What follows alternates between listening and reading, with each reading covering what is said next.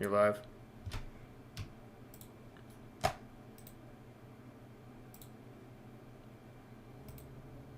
And welcome back to another episode of Kult, Divinity Lost, the campaign Trapped Within. Of course, I am your GM, Matihi, and tonight, joined with me, are just Terry, played by Ghost, and Daniel, played by Rogue. Now, we had left off the evening before Sunday, so the Saturday night. Faith and Daniel are crashing at Terry's apartment as they had a bit of an altercation with Tammy, with Kane hitting her with a car and her now in the hospital because of some of the things that Tammy has done with poisoning Faith, and in general it seems Tammy's hiding something, though at least Terry has figured it out. Oh, Daniel has decided to stay with Terry. They have had some interesting conversations regarding Daniel's past, and he's admitted to more than I think he'd like. But tonight they settle down and start to head to bed. But before they do, before the both of you head to sleep, as Faith is in Terry's bedroom, she has started to fall asleep on the bed. Brutus is already curled up beside her, sleeping away. It is getting into the early hours of the morning, 12:30, 1 a.m. And it's just the two of you up now, as Kane had departed earlier on with Fumi, two of them heading back to Ed's place and crashing there. And the two of you are in the living room. What do both of you do?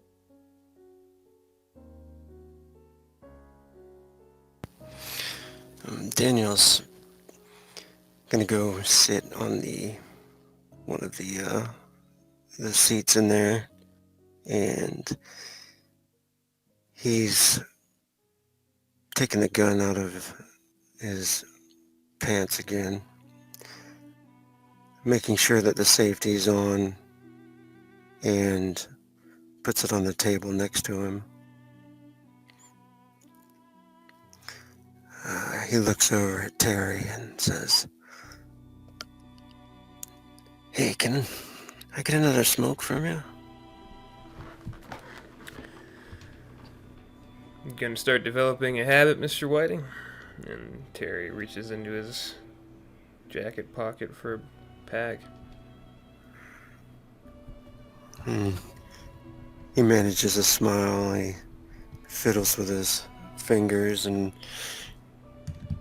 says, "This been a rough night, I guess, and it helps, I guess." Yeah, you can say that again. And he pulls a cigarette out and hands it over to him. And Daniel takes it and grabs the lighter off the table, takes a big drag, coughs. So, how often do these ghosts come and visit you? Well, before we started missing our dose, never. After, well, I saw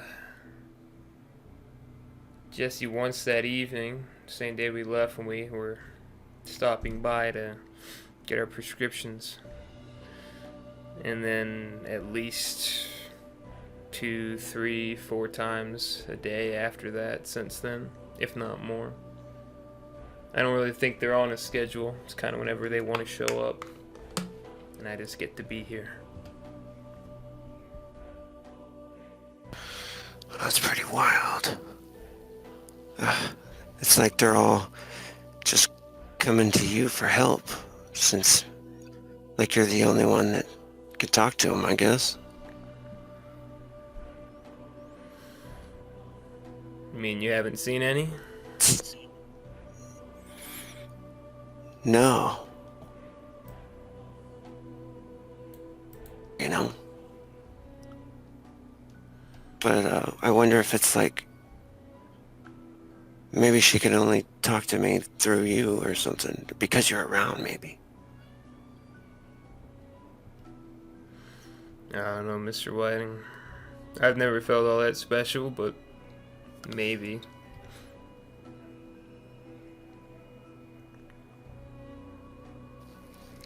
I lost you there for a second. Oh. I don't know, Mr. Whiting. I never felt all that special, but maybe you're right. Maybe there's something to it. Say photography's an art about capturing the essence of the soul, anyway. Maybe that's part of it. Or maybe I'm just fucking crazy. I don't know.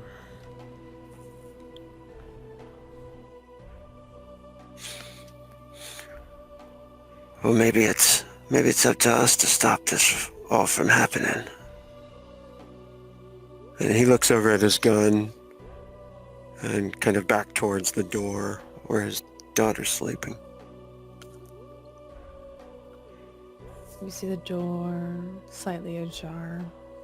You see the figure, the shadow of Brutus as it lays at the end of the bed.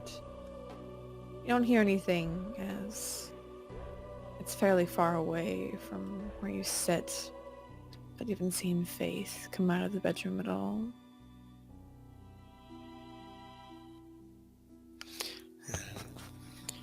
Daniel stand up and go over to the door and kind of peek in to see if she's there still.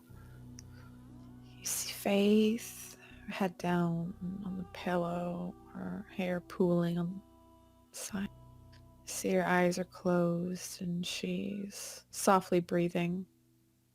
You see Brutus picks his head up very lazily and looks back at you before putting his head back down on the bed. Daniel takes another drag and blows it back towards the room he's in and walks back over to the seat and sits down, takes a big sigh. I guess we can relax. I mean, it's as safe a place as any.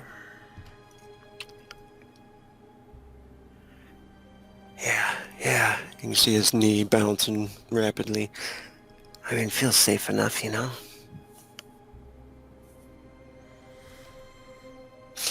My wife's still alive. Or, I mean, the one that pretended to be my wife. I saw her in the hospital before I left. Kane had hit her with the car before we drove off. Thought she might be dead. You think she'll try to come out here? I don't know. I don't even know what to expect. I keep waiting to see her in the window or something, you know? I mean, she has to at least get a ladder for all that. Got a locked door. You got a gun. I got a knife. I'm sure we'll be fine. Yeah. You know, I feel like I kind of deserve this, but, Faith, she doesn't. I need to protect her and Kane. That's all that matters.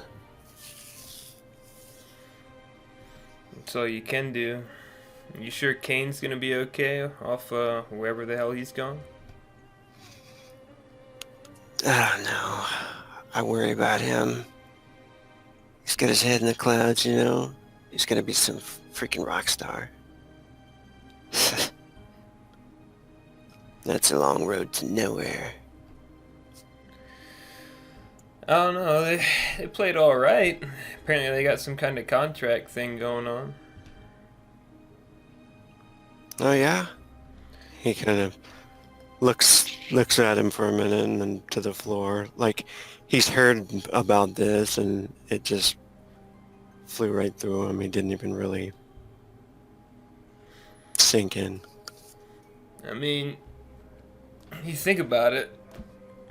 I'm not trying to put like ideas into his head or your head. I mean, it seems like he's already decided what he wants to do, but breaking into superstardom, rock stardom, easier nowadays than it was back with the roots of all of it, you know? Social media, YouTube, things like that. People got a real shot, and their music didn't sound bad. Daniel nods and he says, well, maybe that's his destiny then. And you can see he starting to like fade. And puts the cigarette out in the ashtray. Looking a bit tired, Mr. Whiting.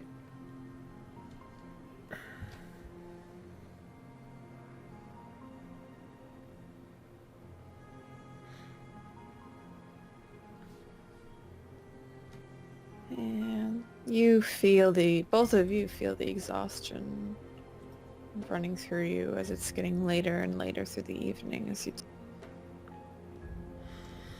Yeah, Terry will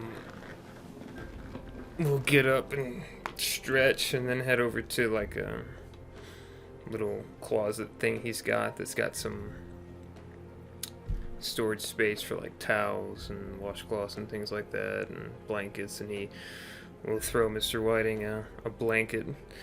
Here, there's a pull out in the bedroom over there. If you want to sleep on the floor, I can take the couch.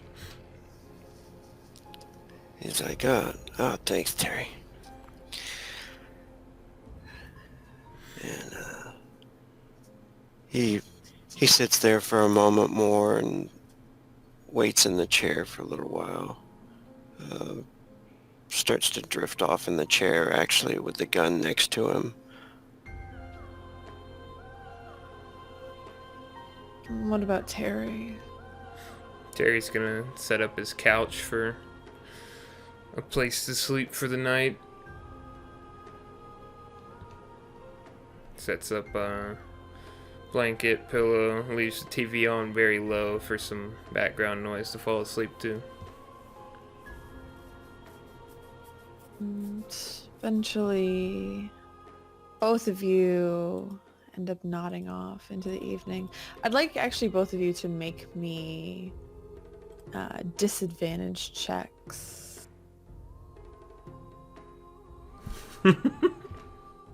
Oh. And yeah, okay. Good. So we'll start with Terry. Terry, as you're sleeping, you hear the hum of the TV, the noises, you hear the soft breathing of Daniel. Eventually, you start to drift off and start to fall asleep. Eventually, you wake up, your eyes open, and you feel kind of the bright lights in your eyes burning your retinas, and you try and cover your face. There seems to be a red cup that's gripped very tightly in your right hand. You realize as you look around, this is a fairly large house party that you're at, packed wall to wall with people. looks to be in oh, San Francisco. Are you? What does this look like to Terry? And it's as if I'm just waking up here, basically. You're standing amongst a crowd of people. You kind of feel the pushes and pulls as the crowd just shuffles and moves around you, ebbs and flows. You hear the music, hear the drinking, hear the laughter of the people around you. You're standing, you aren't laying down. It's all a little bit jarring to your senses as you find yourself now here as before you were on your couch. Yeah, he just kind of stands there and blinks a bit. What the fuck? And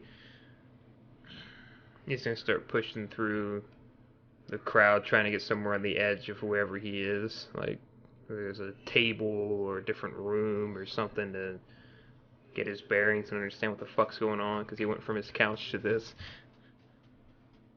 Push through the crowd, making your way to the couch, and you sit down, trying to look around, get your bearings. You recognize quite a few of these people. You've partied with these people before. You went to school with these people. You've grown up with a lot of these people. And you feel a tapping on your shoulder beside you. You turn your head and you see Jessie sitting there with a smile on her face. And she has a red cup of her own in her hand. Enjoying the party? And he kind of sighs deeply and he just kind of rubs his head. And, no, not really. She frowns a bit and you see a pout starts to develop on her lip. Oh, why not? I thought you loved these things. Sometimes, but he looks around. And he's trying to piece together how the fuck he got here. And I mean, it's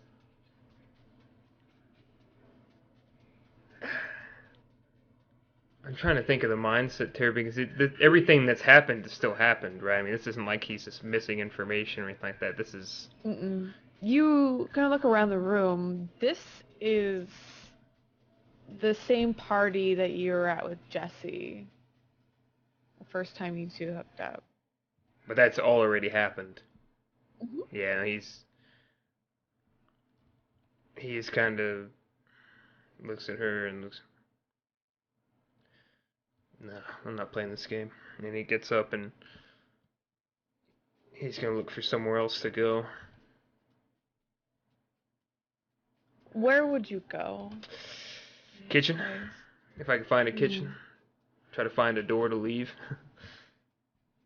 You are able to find a kitchen. This place is still packed with people. It feels like it's more packed with people than it was. You find yourself being squished, a bit claustrophobic as you continue moving through the party, but you do make your way eventually to the kitchen.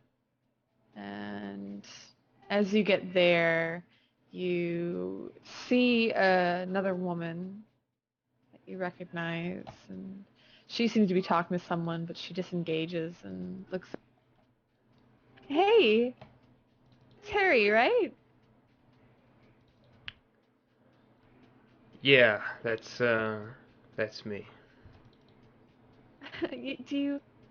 I'm Erica. I don't know if we've actually, gotten to talk at all. Probably not. I kind of keep to myself a lot of times. Oh, that's disappointing. Well, she kind of looks around. You see there are still people that are around you, but you do find they're giving the two of you a bit of So look, I know it's kind of crowded in here, and a bit busy. Do you want to get out of here? Yes. Yeah. If you know the way out, I'm happy to go that way. Yeah, of course. I know the way out. Come with me. And she takes your hand, grabbing it very tightly as she pulls you along through the crowd. You feel the crowd part as you make your way through, her leading, and they just seem to flow around the two of you almost like one. You look around, and I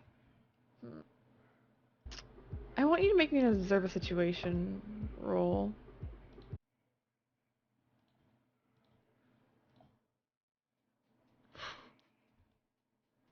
Oh, let's see. You can ask a question, but there's no bonus for it, and you miss something or attract unwanted attention. So what's maybe a question that you have? It doesn't have to be from the list exactly, but Um, what should I be on the lookout for? I think you should be on the lookout for Jassy. Yeah, Just considering. yeah, because I don't have to ask what's strange about this, because the whole fucking thing is strange. Yeah, I mean, whenever he sees a door, he if he sees like a doorway that she seems to be leading him to, he would probably break hand contact and just kind of go for it. 'Cause he just wants out. He's been through this little routine a couple times. Or you break off contact from Erica. You move into the room. You see the door. It looks like an exit as far as you can tell. And as you do,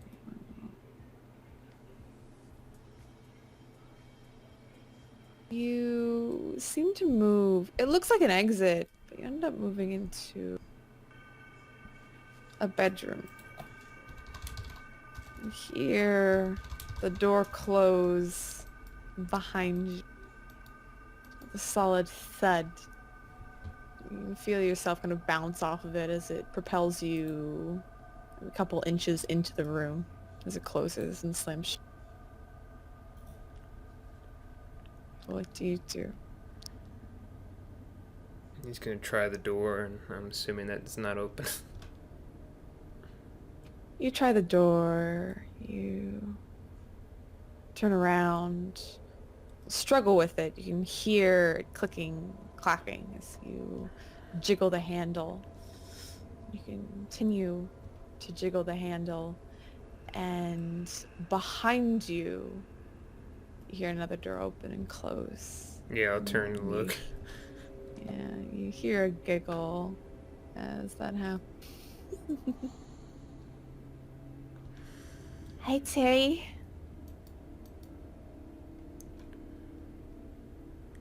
Okay, he's gonna let go of the door, and he's gonna kind of look around. This joke's not funny anymore. Jess, I know what you're trying to do. It's not gonna fucking work.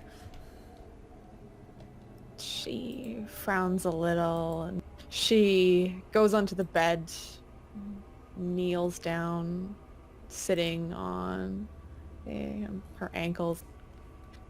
What do you mean? What joke? Mm. Terry's looking all around because he knows that there's something very wrong about this. This is not his home. He didn't make those kind of plans that he can remember. He's like, none of this is real. Jess, you're not fooling me. He's kind of looking around. He's like, this is all bullshit. Whatever's people are thinking it's gonna happen, it's not gonna happen. And he just kind of looks around. He's getting frustrated. He's starting to sweat a bit. Just look around. You look back at Fumi. You feel hands on either side of your arms, clamping on tightly. And you see both Alessandra, Vivian, Alessandra on the left, Vivian on the right, as they clutch tightly onto your...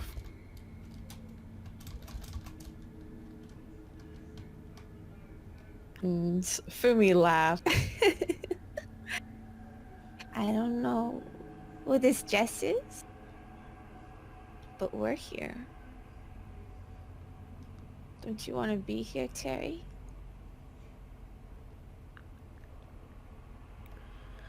What the fuck is happening? And he's looking around. And as that happened, camera pans to another dream. One of Daniel, as you fall asleep, allowing the night to claim you, you find yourself lying down on the ground. It's wet. You feel... You can smell wet earth. There's a dampness in the air, and you feel these lights that are just kind of blazing and blaring in your eyes. As you open them, you find yourself on a soccer field.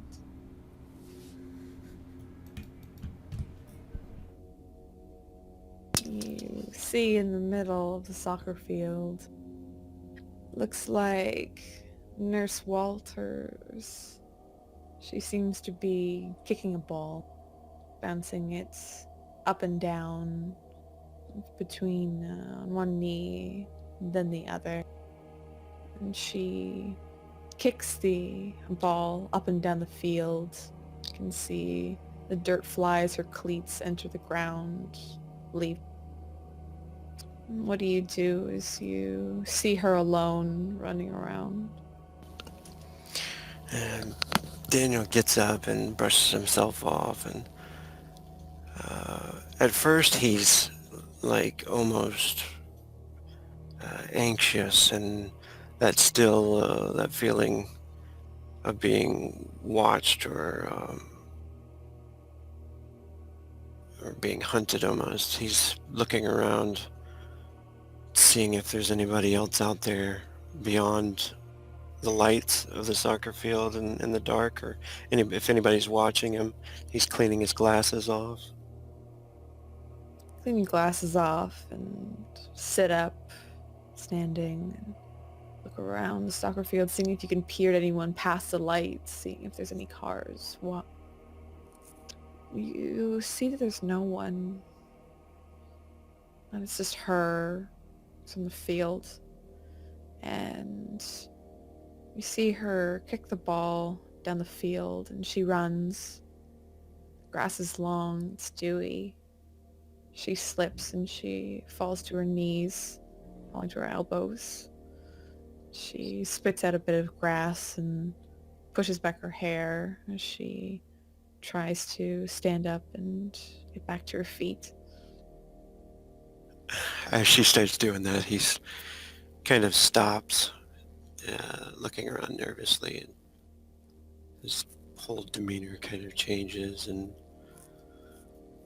from more like prey to predator type look as he starts to walk towards her. And you walk towards her, and to get closer, going to the gates, passing the chain link fence, you see she gets up to her feet, and she's kind of bent over a bit, and she seems to be brushing off her knees, getting the grass and the mud off of them. And as you approach, she does seem to look up, and she pushes her hair back. As she does so, she looks a bit alarmed. See, what are you doing here? He smiles and stops walking towards her and just waves. And he's like, "Sorry, I didn't mean to scare you." Oh, she pushes her long blonde hair back. You can see there's still a bit of dirt and grass that mixes with her hair, dirtying it a bit. Oh, it's it's fine. She seems to look around from left to right. Have you seen my ball? It seems to have escaped me. Oh, he looks around for a minute. He looks to see if his car's close by. You look over and you see your car is parked in the exact place that it always is. Like, not even thinking like this might be a dream or anything like that. He's like, he looks back at her and he's like, no, um, maybe it went over here. Oh, okay. And she nods and she follows you and she starts chatting idly as you walk over to your car. I usually get out here pretty late to practice. I'm not really the best one on the team. The girls want me to catch up a bit.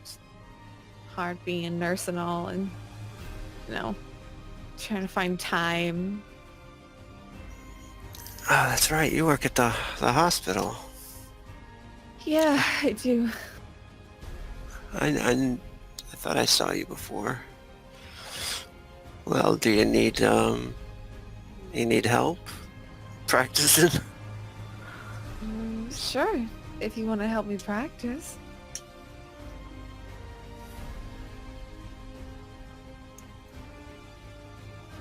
And she follows you out towards... Are you leading her towards your car? Yeah, he is kind of leading her over that way, pretending to look for the ball. You get over towards your car and she's looking around a bit and she shakes her head. I don't see. I didn't think I'd kicked it out this far. And he stops and he's looking off in the dark and uh, he kind of closes his eyes and thinks about his kids for a minute. He's like, no, no, no, no. It's like, don't do this. And is it possible for him to like resist this urge or? Ooh. Hmm. You know what? Let's see. I don't know. I guess act under pressure.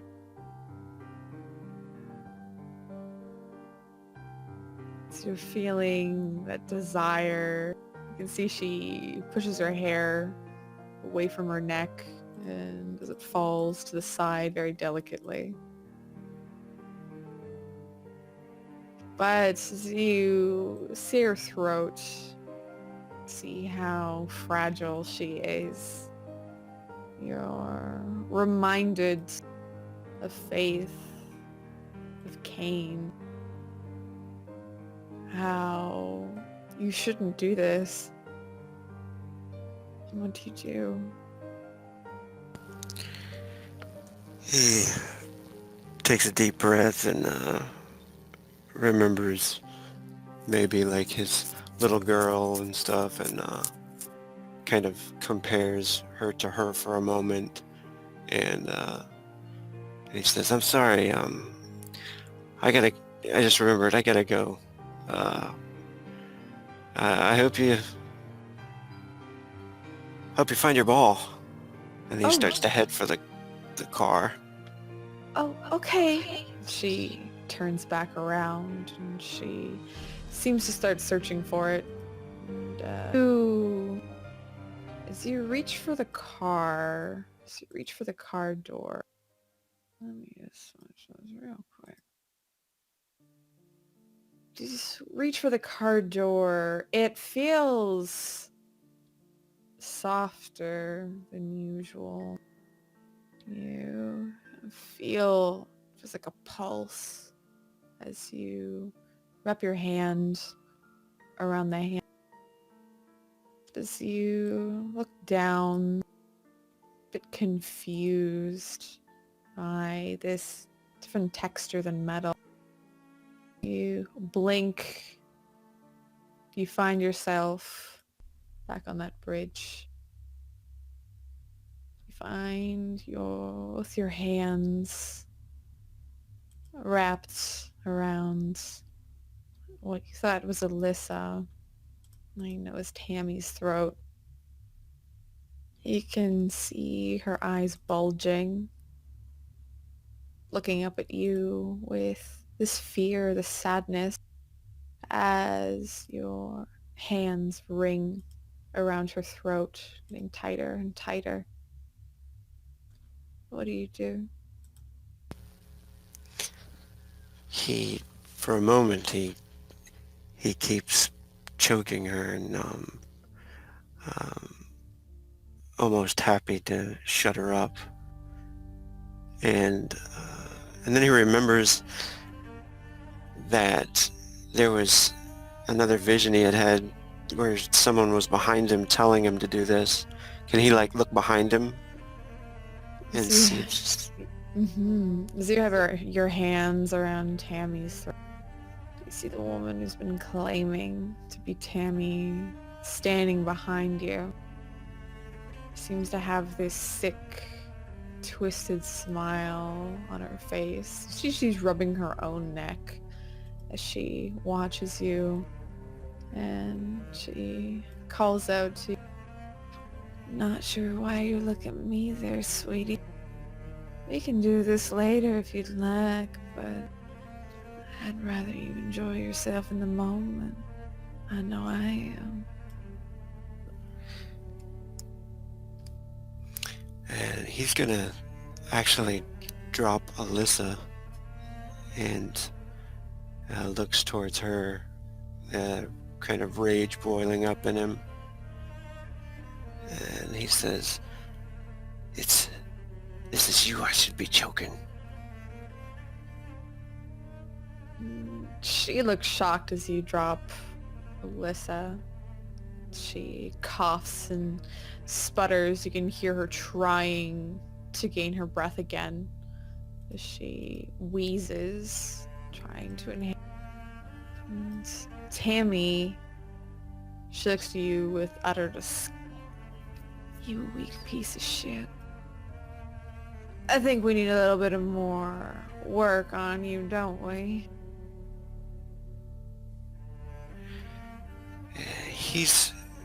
He's gonna go at her if he can and try to grab her.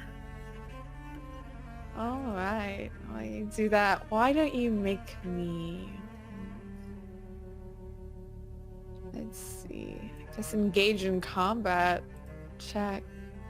So you're going for Tammy. Or Alyssa. Can I do the advanced martial arts? Yeah. Oh, come on.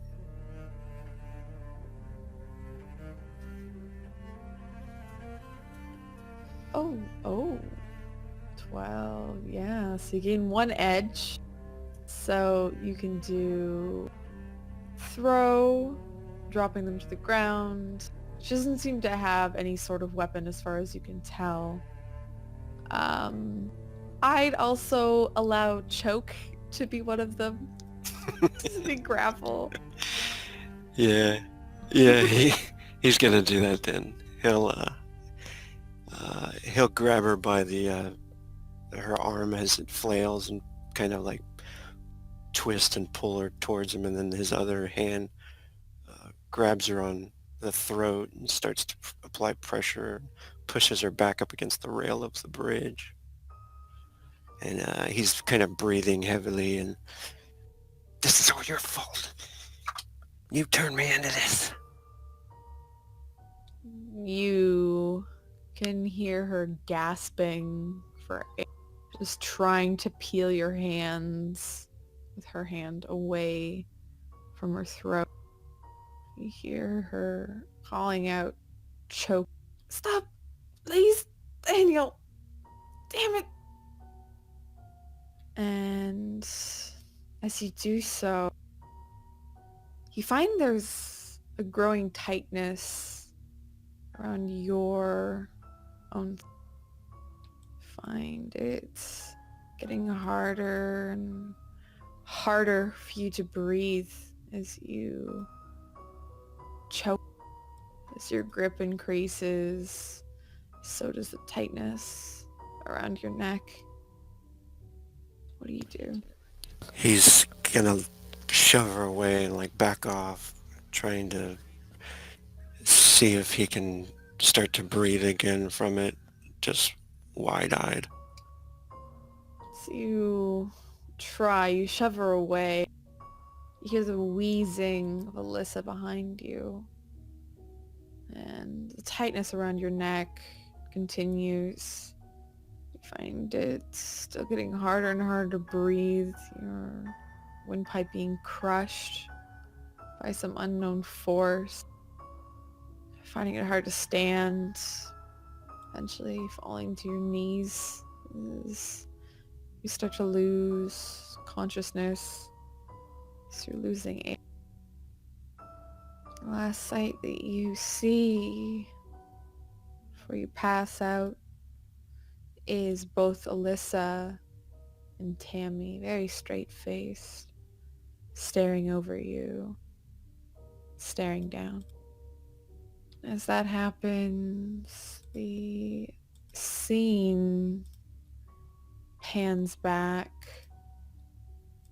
to Terry.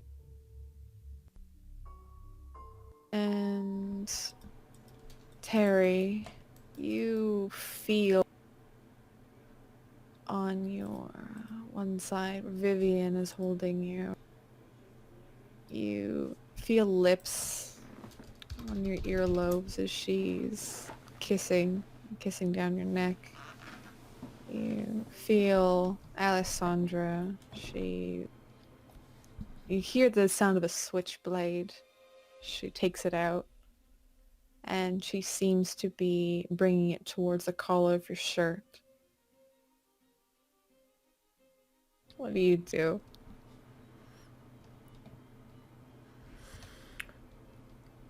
I don't remember being in the knife play, so that doesn't make Terry feel very comfortable. He kind of pushes Alessandra away, kind of forearm checker a bit. What the fuck are you doing? And she goes right back at you, and you see the knife come down. She doesn't cut you. She cuts your shirt.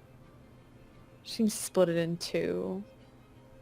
And Vivian, she wraps her arms around the back of your neck and kind of pulls you as Alessandra comes around the front.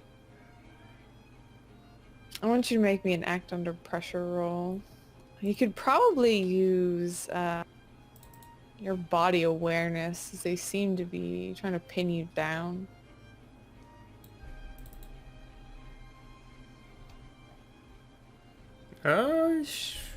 Sure. I don't like that knife, so yes. So that would You can be roll its ADV body awareness. Okay. So you choose one option, but you expose yourself to danger or incur a cost. Yeah, I'd say getting out of the binding or restraints of them just trying to grab onto me and hold me down. As you escape from the restraints of Vivian and Alyssa trying to hold you down, you hear the cock of a gun as you look over, and you see Officer Rogers. She stands there with her gun out, pointing it towards you. And she smiled. You want to get on the bed there, Terry?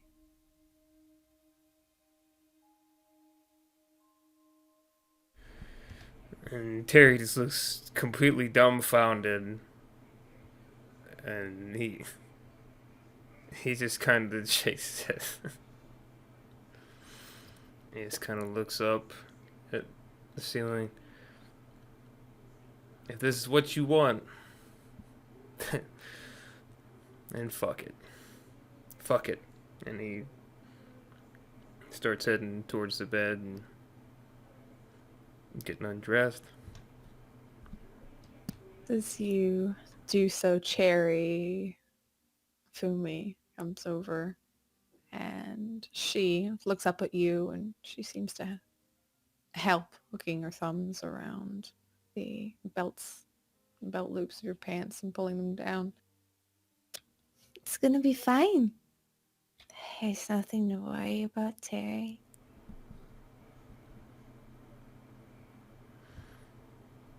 Yeah, he's just stone-faced, as he knows something is very, very wrong and something awful is about to happen. And Officer Rogers comes over, still holding the gun out and pointing it toward. And you're gonna lay down there, Terry, and you're not gonna move. You got it?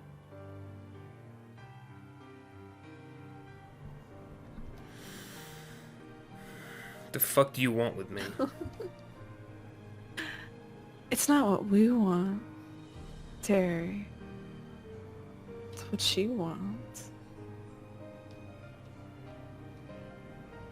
Who? You'll find out. I'll lay down.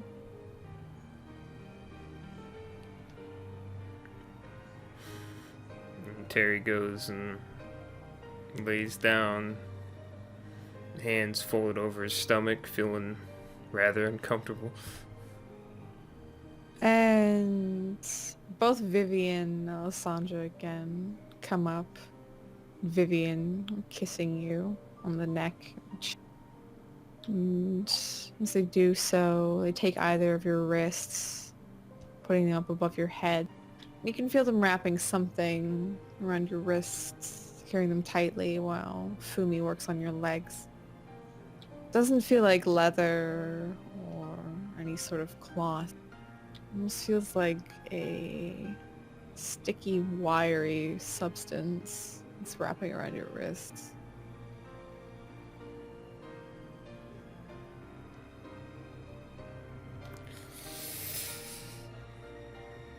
Oh God, Terry, I don't even know what to think at this point. I think Terry's is kind of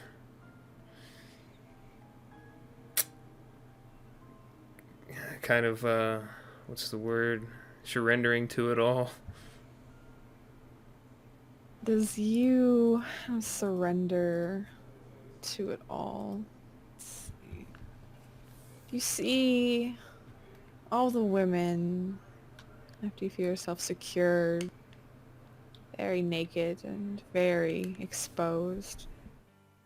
You see the four women, they stand above you on the each of them starting to undress each other.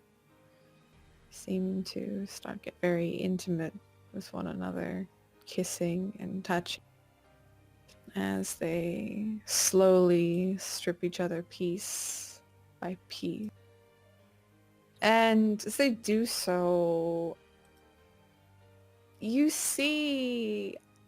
I want you to make me a see through the illusion check as they do that.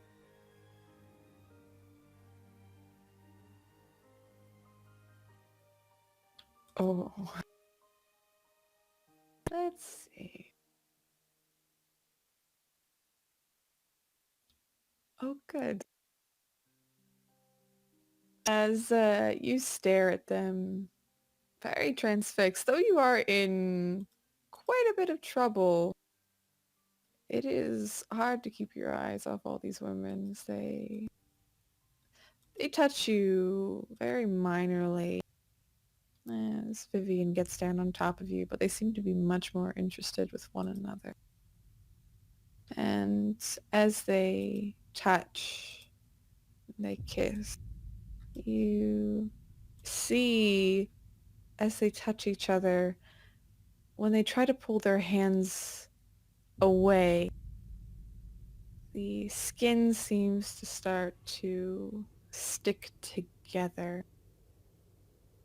You see as their bodies touch, their breasts meet, their tongues interlock.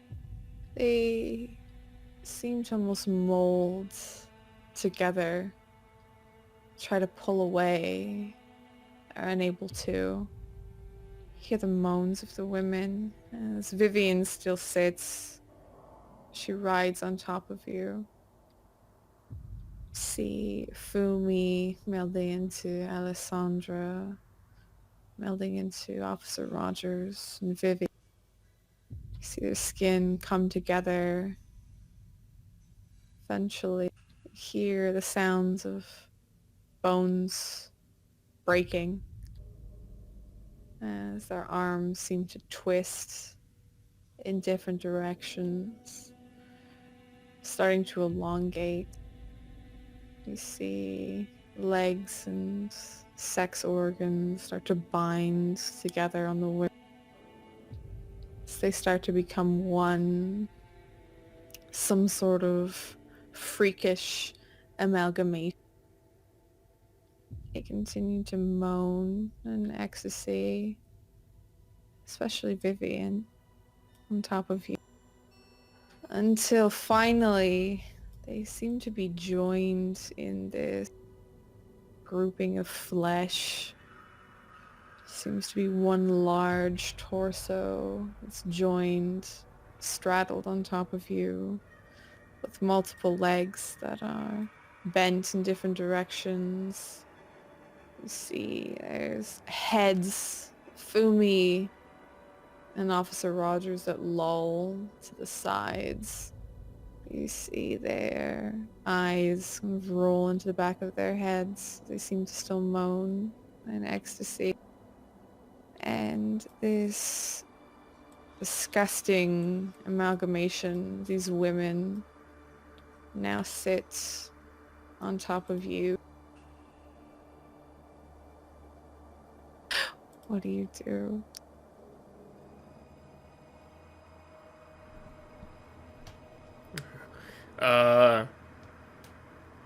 The the morbid fascination quickly turns into sheer terror as Terry just starts yelling, "Ah!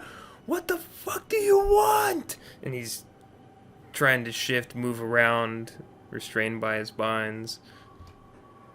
You still feel you think are at least hips of the creature gyrating on top of you as two of its hands, they seem to break apart the center between the ring and the middle finger.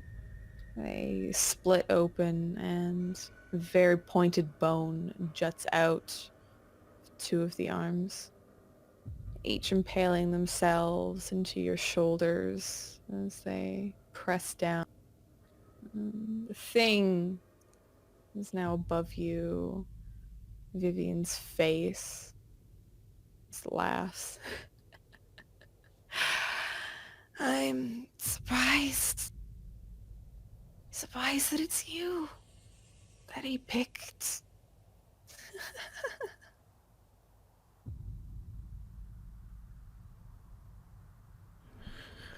What the fuck are you talking about? He hasn't told you about me, has he? Shame it is.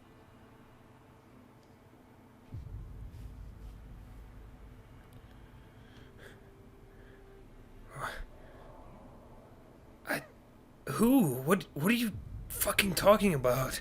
You feel again these bones as they start to dig deeper into your skin. You feel the pain of them digging in. Excruciating. Boy. Cain.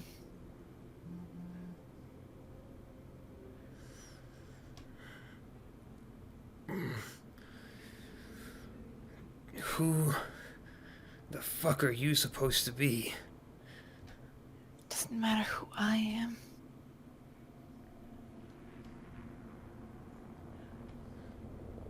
What matters is what I want you to do. Eventually. Oh. And what's that? Your child was taken, was it not?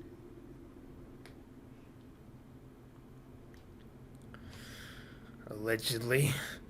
Oh, unfortunately there's nothing alleged about it. Gamaliel's choir. He wanted the child. Wanted to use him.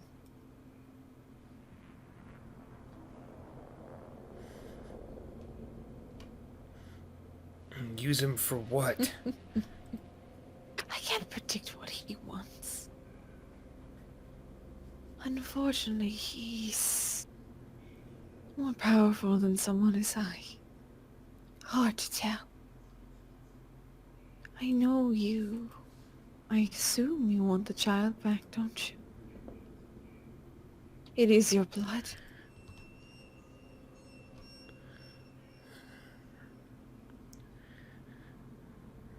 If I got a kid, then yeah. I should probably get that back. I just want shit to go back to the way it used to be. Derek, And all this crazy shit. you feel again, bones dig into your shoulders. Terry, it's never going to go back to the way it used to be, unfortunately, for you. You can either go with what we ask, or you can suffer continuously.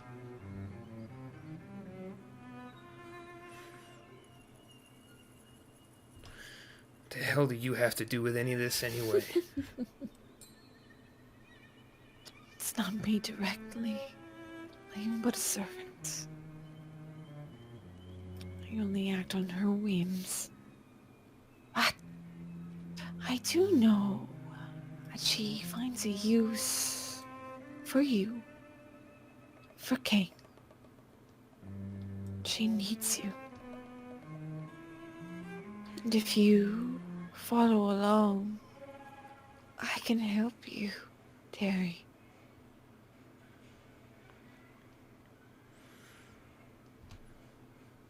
If you want to help me right now, Of course. my shoulders could use some help. You're right. She removes the bone spurs from your arms. You feel the blood trickling down. And she leans down to your neck as she continues to gyrate on you. You feel a long tongue extend and go to your neck. As that happens, the camera switches back to Daniel. And Daniel, as you awaken now, you find yourself cold and wet. What looks like mesh covers your eyes and you feel something around your head. It feels like scratchy rope is tied around your neck, holding a dirty burlap sack in place. You feel a slight choking sensation on how tight it is. Your hands bound behind your back, wrists crossed and tied with the same irritating rope. Grates against your flesh, rubbing it raw. Your legs seem to be tied around the ankles on either side of the chair you sit in, holding them open.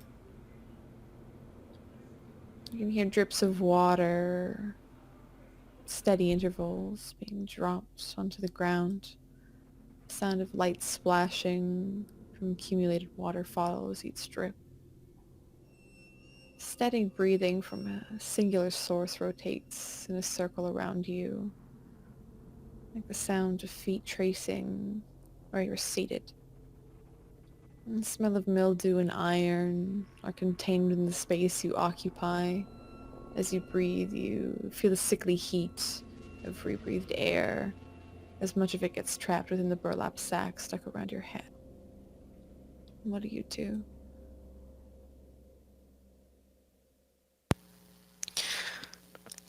He and at first he starts to panic for a moment, like he was just on the bridge and then everything went black, and it's almost like waking up out of a dream or a nightmare. And he jerks wildly for a minute, and as he starts to realize where he's at or where he thinks he is, does it remind him of Afghanistan or the smell or anything like that? You sniff the air and the smell of gunpowder hangs in it. There is a bit of a heat.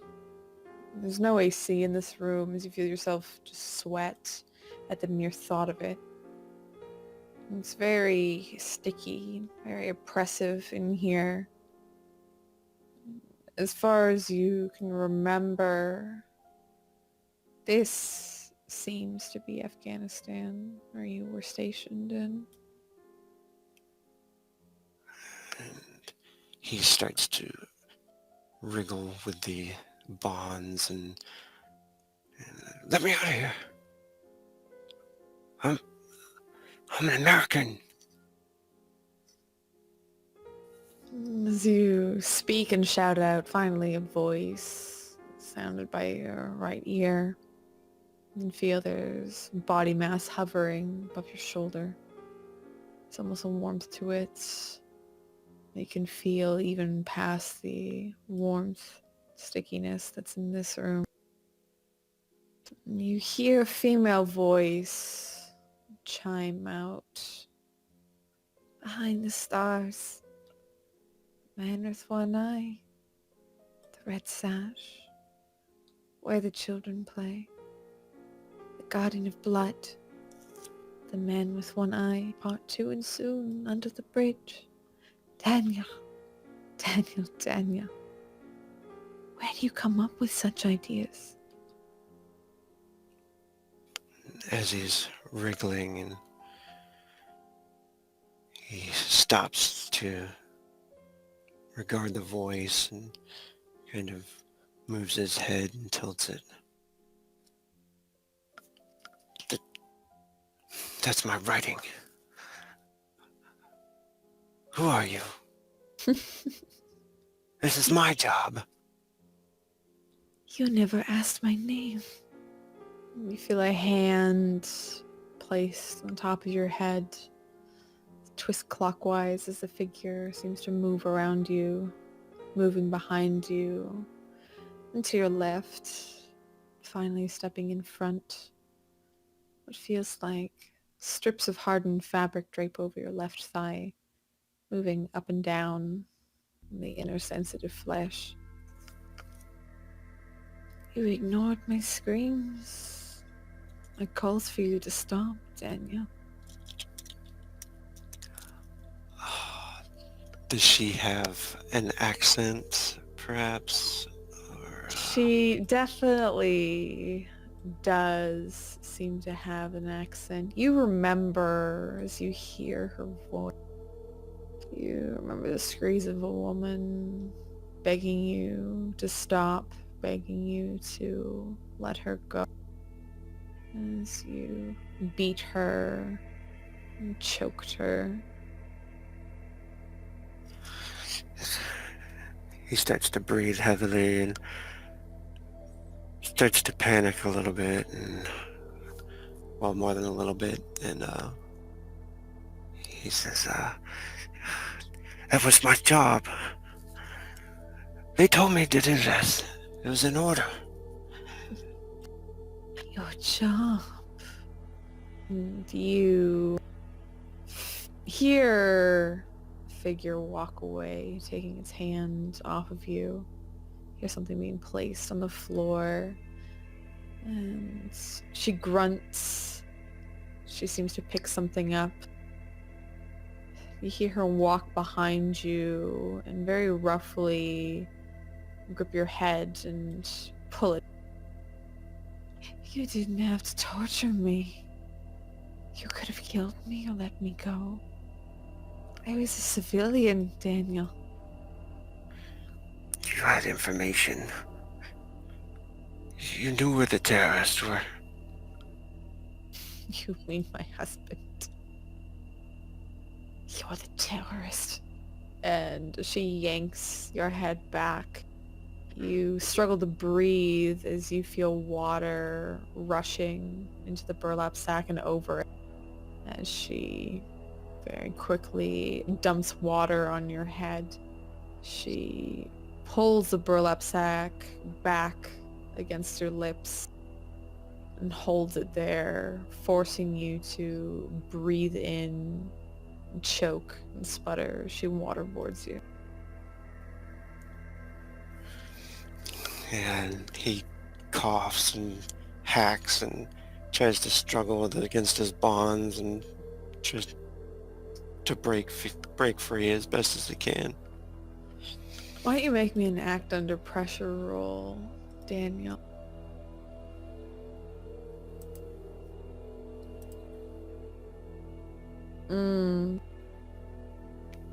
Oh no.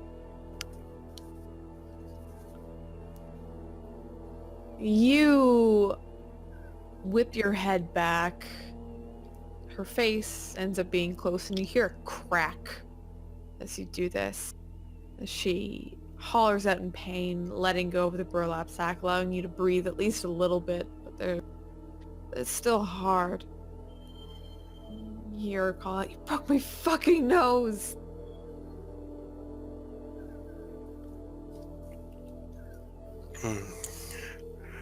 And he tries as best he can to throw himself onto the ground or push the chair over, anything he can to kick at her, knowing there's no way she's gonna listen to him. You throw yourself backwards. You end up just on the ground, facing up. You're still bound to the chair, unable to escape. You see a shadow come over you, and you're unable to react because you can't see it coming, but you feel a fist fly and hit your face, hit your chest. You feel the impact, and then you feel another, and then another. As her fist pound into you, as you're helpless on the floor. You hear her spit and you feel the wetness come to the burlap sack again. She spits down upon you. Don't you feel guilty of anything you've done? And as he starts to think about Cain and his daughter, he starts to, scream and beg to her, and I killed you quickly. I killed you quicker than the others. What are you doing here? This isn't real.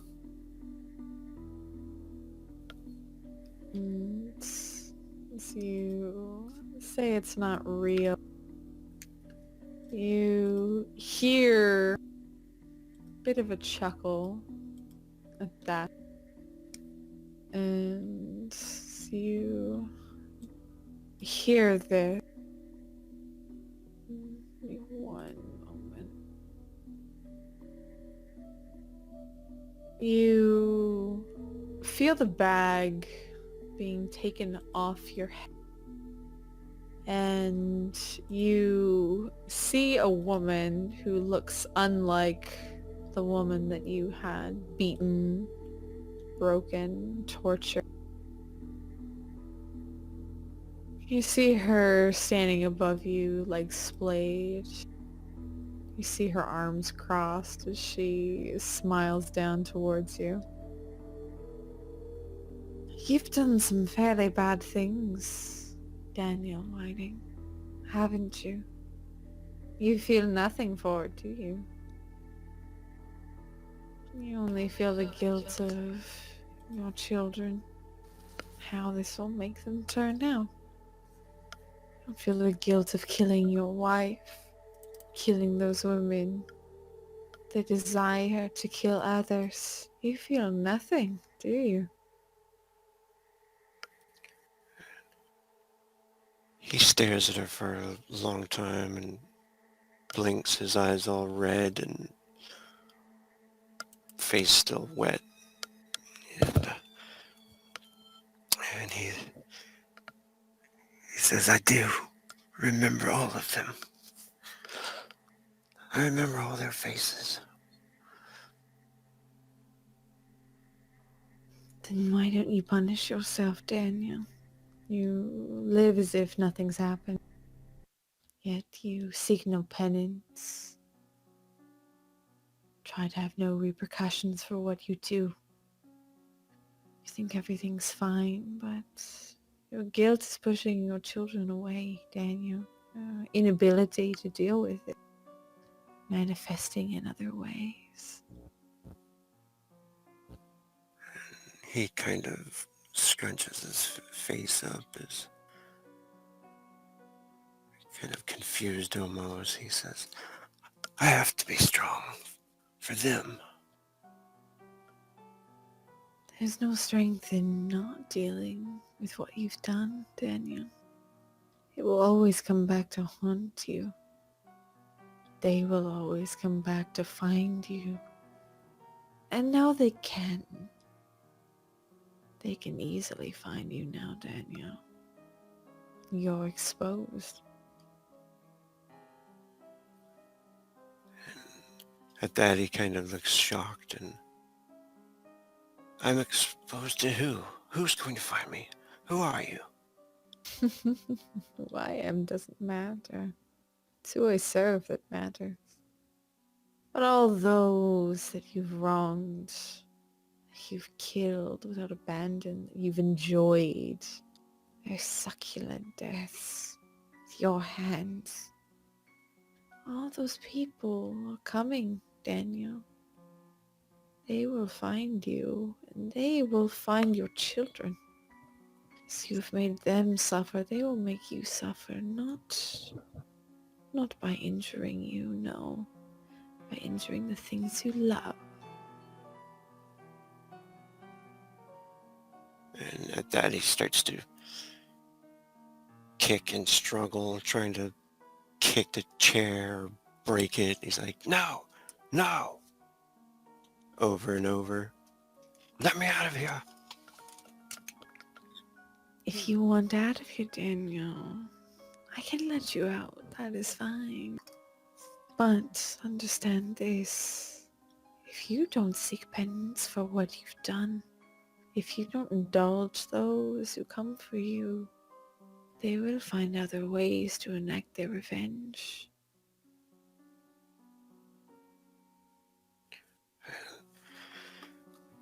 He stops struggling for a moment and breathing heavily and into the ground, and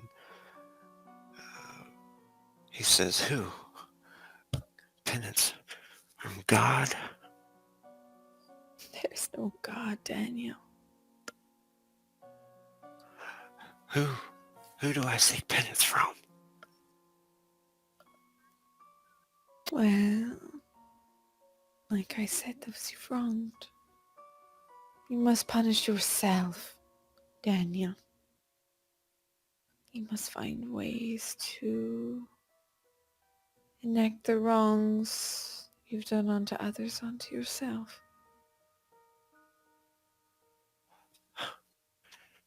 He starts to breathe heavy, and what am I supposed to do? Kill myself? Eventually.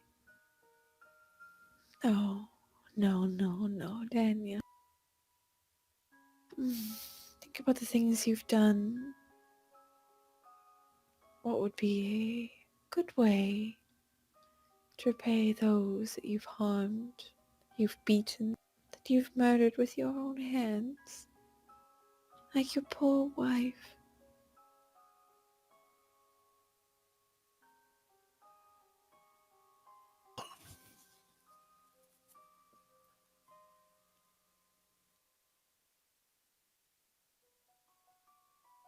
My fault. It's never your fault, Daniel, is it? And she picks you up off the ground, coming behind you and grabbing the chair and pushing it back. So now you're facing the wall again. You feel her hands run down from your shoulders onto your chest as she seems to embrace you, wrapping her arms around your neck, her head coming towards your left ear. There are other ways you can repent, Daniel.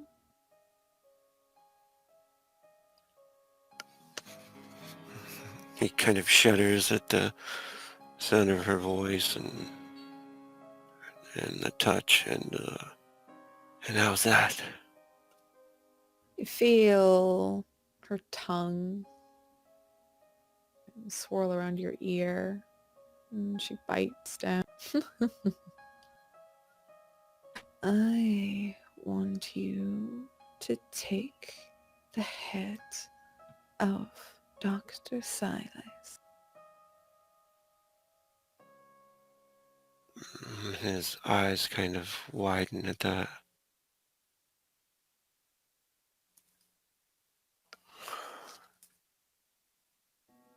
You want me to kill the doctor?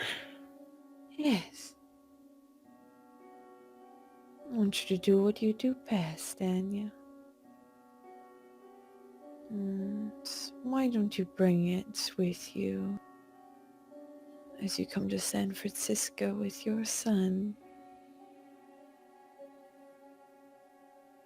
How do you know about him? I ain't know much. He doesn't even deny her at this point. He says, all right, you let me go. You've had the power to leave all this time, Daniel. Unfortunately, you're weak.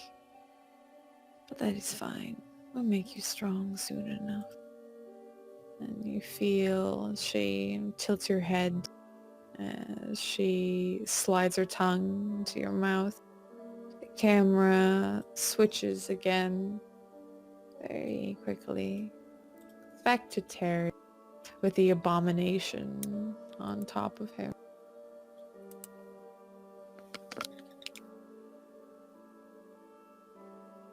And it looks down to Terry and seems to take a very deep and ragged breath as it does.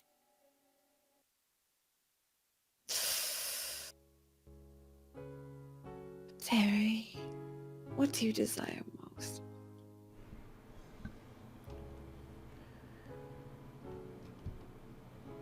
Terry kind of thinks for a minute.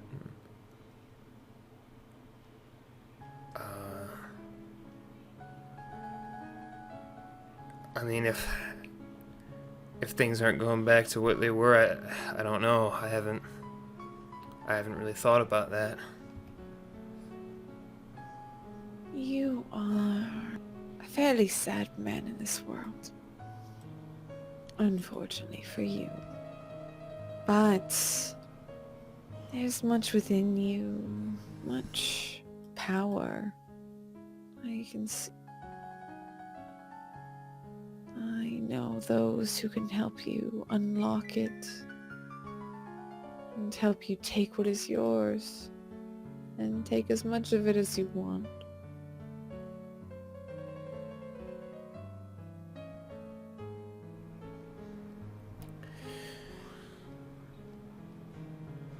I, I don't know about that. Just trying to make things better for other people, I guess. I don't know. So generous. This isn't exactly the conversation I was expecting to have in this situation, you know, and he kind of like looks down at what he assumes are hips. So, and she says, what kind of conversation would you like to?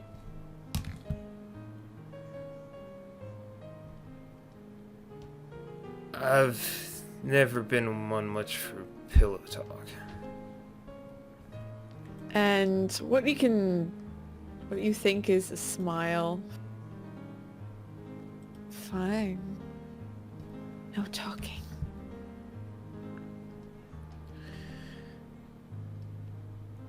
And he looks at this being, whatever it is, and he feels strangely thinking it's like, it's weird, but it wasn't all that bad before the bone spurs, if I can be honest.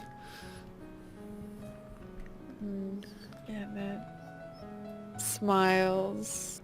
Main ahead looks to be a Vivian's. You can still hear the moans of Fumi and Alessandra as their heads loll from side to side, attached to this gigantic torso that's now there. And she looks down at you. Well, lucky for you. I have many, many tricks that I can do. Even here, in your dream.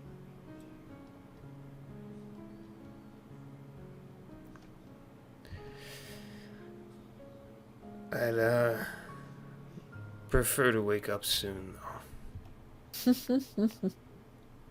After we're done.